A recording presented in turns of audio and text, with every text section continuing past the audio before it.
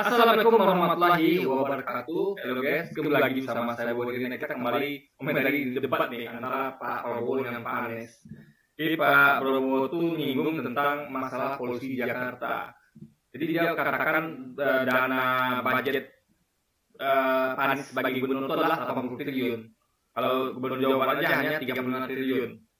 Tapi polusi Jakarta lebih besar. Masa sih dengan budget itu besar, 2 kali lipat dari Jawa Barat kok bisa Jakarta itu polusi lebih tinggi gitu kan. Jadi Pak Anies 5 tahun ngapain aja. Nah, jawaban Pak Anies adalah dia kasih data itu, semua data dikasih bahwa ada fakta bahwa kita tahu memang kalau Jakarta itu ada alat pendeteksi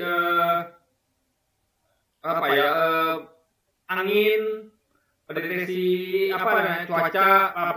deteksi asap yang lebih bagus daripada daerah. Karena itu tadi ya, karena anggaran yang besar sehingga dia bisa menempatkan alat pemantau polusi yang lebih baik dibandingkan daerah, gitu kan? Karena daerah itu kan fokusnya banyak, gitu kan? Nah, jadi itu bukan masalah adil ya, ini masalah memang karena ekonomi kecil lebih gampang mengadakan itu, gitu kan? Nah, jadi itu bukan fakta bahwa Jakarta itu nggak selamanya polusinya tinggi, nggak selamanya. Ada masa-masa ketika minggu pagi bersih, berarti kan karena minggu pagi bersih, berarti kan pabrik berhenti beroperasi, libur. Jadi kan Jakarta itu adalah kota yang dikelilingi oleh kota-kota satelit. Di sekitarnya banyak pabrik sekitarnya. Nah, jadi kondisi itu fakta membuktikan bahwa kok bisa hari Minggu tuh bersih kondisi Jakarta. Ya itu pabrik nggak beroperasi, karena libur. Pabrik itu tutup selama 1 hari itu. Kalau memang itu adalah masalahnya itu adalah di dalam kota Jakarta polusi itu, ya artinya kan artinya berarti tiap hari sama kondisinya kan? Polusi itu tiap hari, tapi kan tidak. Nah, jadi itu logikanya guys. Nah, di tempat lain kan kurang tuh alat pendeteksi polusi, sehingga kalau diadakan pun ke Jakarta bisa jadi juga polusinya gimana, gitu kan? Bisa dilihat. Sayangnya tidak ada, gitu kan? Alat itu nggak begitu ini semasif Jakarta alat pendeteksi polusi itu. Sama kayak misalnya menganggap bahwa pada teknologi ya, orang kalau punya alat tes COVID, ini lagi bawa COVID nih. Lalu orang yang punya alat tes COVID mengatakan daerah itu kita punya COVID nih, ada COVID sekian. Nah, orang daerah yang tidak punya alat pendeteksi COVID mengatakan bahwa tidak ada COVID, ya jadi nggak punya alat pendeteksi, ini nggak tahu itu ada COVID atau tidak. Bukan berarti nggak ada COVID faktanya, tapi dia memang nggak tahu ada COVID atau tidak, makanya ditemukan karena alatnya ada. Kalau alatnya ada, tentu akan peluang kemungkinan ditemukan juga ada COVID. Jadi ketika Pak Anies ngomong itu, Pak Prabowo mengatakan bahwa saya ngomong polusi bukan COVID. Padahal Pak Prabowo itu sedang memberikan analogi. Kita tuh boleh memberikan analogi guys, ya, untuk misalnya kayak saya sering kasih analogi itu. Kasus ini sama dengan kasus ini gitu kan. Nah. Jadi kita lihat Pak Prabowo ini sepertinya kurang dalam hal pemahaman. Kalau ada analogi yang harus kita sampaikan belum masuk masalah pokok. Gak mesti terus ngomong tentang itu saja. Kita harus bandingkan kasus lain gitu loh guys. Nah, juga Pak Anies kan data semuanya, data. Dia tuh bahkan nggak mengerjakan banyak hal. Di mana yang awalnya orang yang memakai transportasi publik itu dari 300.000 jadi 1 juta orang per hari. Artinya ada perpindahan orang menggunakan mode transportasi umum dibandingkan pribadi. Karena kita tahu ya, polusi juga banyak disebabkan oleh asap kendaraan. Sehingga kalau daripada 100 mobil jalan dibandingkan 1 mobil berjalan, 1 bus jalan. Jadi 100 polusi dari mobil dibagi jadi 1 mobil, bukan polusi. Itu berhasil Pak Anies kerjakan. Jadi pakai data Pak Anies kan. Jadi Prabowo katanya bahwa kalau kita salahkan angin, ya itu ya punya solusi dong. Berarti yang salah angin. Masalahnya bukan pada angin, tapi semua faktor tuh berperan. Angin, ya kan, cuaca, masalah apapun, ya kayak bencana alam. Jadi semua itu faktor pengaruh, jetong juga gitu loh. Bukan berarti kita tuh melupakan data itu gitu loh. Misalnya gini deh, ada yang mengatakan bahwa ini kok kotanya hancur Pak. Bapak apa aja sebagai gubernur? Dia mengatakan bahwa iya Pak ada bencana alam Pak yang penting kita antisipasi. Angin itu kan adalah sesuatu yang nggak bisa diantisipasi. Anda mau meletakkan ini di mana? Nah itu harus dihitungnya sebagai faktor. Jadi nggak ada kalau dikatakan bahwa Anda gagal nih, kota ada pimpin hancur, ada Gunung Merapi. Loh gimana saya mengatur Gunung Merapi, Pak? Ya kita hanya bisa mengatur apa yang bisa kita atur. Kalau itu kita tidak bisa atur. Nah itu yang ingin kita garis bawahi. Jadi Pak Prabowo ini sepertinya tidak mau tahu alasan. Mau ada Gunung Merapi pun, mau ada angin. Jadi dia tuh pengen kita tuh seperti Tuhan. Padahal kan ada faktor-faktor yang nggak bisa kita atasi, kayak angin, kayak gunung meletus gitu kan. Di Pak Prabowo tuh dia tidak objektif gitu guys. Padahal dia kasih tahu semuanya, kodenya, kondisinya. Dan satu ya, yang sudah perlu kita ketahui ini guys ya.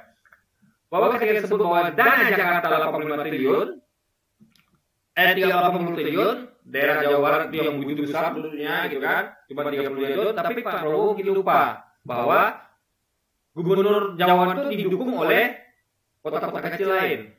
Jadi ada dana Jawa Barat, ada APBD untuk kota. Kota-kota Jawa Barat kan banyak itu, kota-kota. Dan ada dana kelurahan, ada desa. Ini dana itu bukan hanya untuk membangun Jawa Barat itu bukan hanya dana AP daerah saja, tapi juga ada dana desa, dana kelurahan, dana kecamatan, dana apa lagi? Dia dana kota ada guys. Jadi nggak fair kalau mengatakan bahwa hanya itu saja, nggak bisa guys. Nah makanya lihat kepada dalam bentuk kebanyakan kendaraan. Jakarta itu ya jumlah kendaraannya tentu lebih besar dibandingkan dengan Jawa Barat. Kendaraan-kendaraan yang masih polusi, pabriknya juga lebih besar Jakarta. Karena Jakarta adalah kota industri juga, didukung oleh sekeliling yang banyak pabrik. Jawa Barat nggak sebanyak itu pabriknya, nggak sebanyak itu kendaraannya, nggak sebanyak itu pabriknya. Dan area persebaran lebih luas.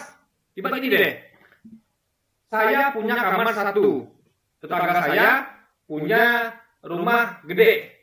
Jawa Barat kan adalah kota gede, ada lebih luas dibanding Jakarta. Nah, di kamar saya itu numpuk orang. Di kamar saya yang kamar petak 3x3 ini isinya adalah 100 orang, 10 orang gitu.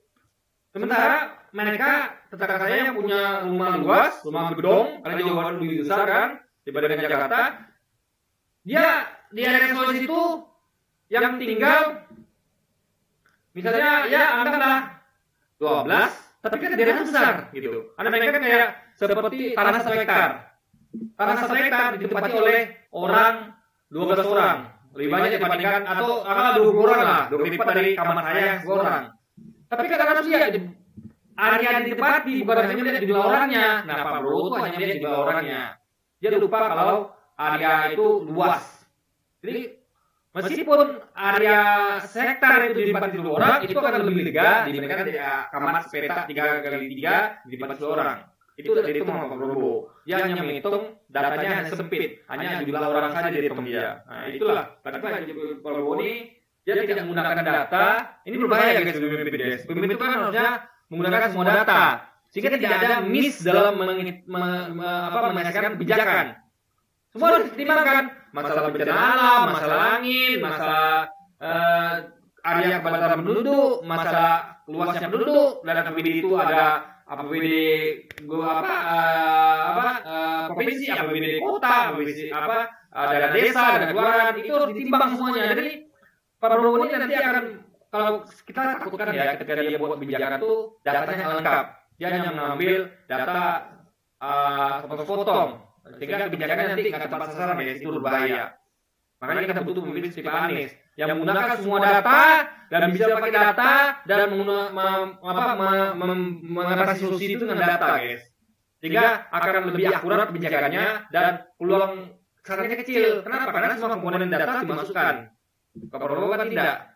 Dia melupakan masalah adanya angin yang membawa polusi dari kota sekitar ke Jakarta. Karena angin itu bukan dikatakan penyebab utama, artinya ada faktor angin. Yang utamanya adalah apa? Adanya industrialisasi pabrik-pabrik di sekitar Jakarta. Yang harusnya kan dibuat di tempat yang ibaratnya Jakarta itu sudah padat dengan kendaraan, dibuat pula pabrik di Jakarta. Kan berarti kan tambah parah. Jadi asap dari kendaraan bermotor bergabung dengan asap pabrik. Harusnya kan pabrik itu dibuat di tempat yang jauh dari tempat yang padat kendaraan, populasi harusnya. Makanya harus dipisahkan antara daerah pabrik, industri dengan kawasan penduduk. Karena nanti kalau begitu nanti ya ada penduduk, polisi penduduk itu gabungan polisi pabrik sehingga timbul polusi guys yang bertumpuk di satu tempat gitu loh. Nah itu logikanya. Oke, jadi mungkin sekian dulu aja video kita kali ini guys, dan sampai jumpa lagi di video selanjutnya. Dan wassalamualaikum warahmatullahi wabarakatuh guys.